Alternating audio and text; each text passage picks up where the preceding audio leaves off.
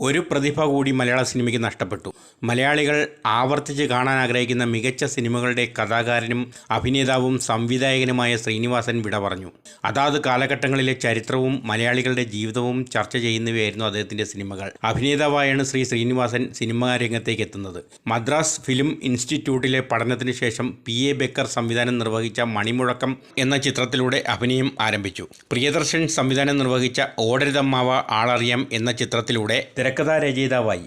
വടക്കുനോക്കിയന്ത്രം എന്ന സിനിമയിലൂടെ സംവിധായകനായി. നർമ്മത്തിൻ്റെ സഹായത്തോടെ സാധാരണക്കാരൻ്റെ പ്രശ്നങ്ങൾ അവതരിപ്പിക്കാൻ അസാമാന്യ കഴിവുള്ള വ്യക്തിയായിരുന്നു ശ്രീനിവാസൻ. നർമ്മത്തിന് പുതിയ ഭാവങ്ങൾ നൽകിയ ശ്രീനിവാസൻ 200ഓളം ചിത്രങ്ങളിൽ അഭിനയിച്ചു. 50ഓളം ചിത്രങ്ങൾക്ക് തിരക്കഥ രചിച്ചു. 2 സിനിമകൾ സംവിധാനം ചെയ്തു. 48 വർഷത്തോളം നീണ്ട സിനിമാ ജീവിതത്തിൽ സിനിമയിലെ സമസ്ത മേഖലകളിലും വ്യക്തിമുദ്ര പതിപ്പിച്ച വ്യക്തിയായിരുന്നു. സിനിമയിലൂടെ പ്രേക്ഷകരെ ചിരിപ്പിക്കുകയും ചിന്തിപ്പിക്കുകയും ചെയ്ത ശ്രീനിവാസൻ്റെ ഓർമ്മയ്ക്ക് മുൻപിൽ പ്രണാമം.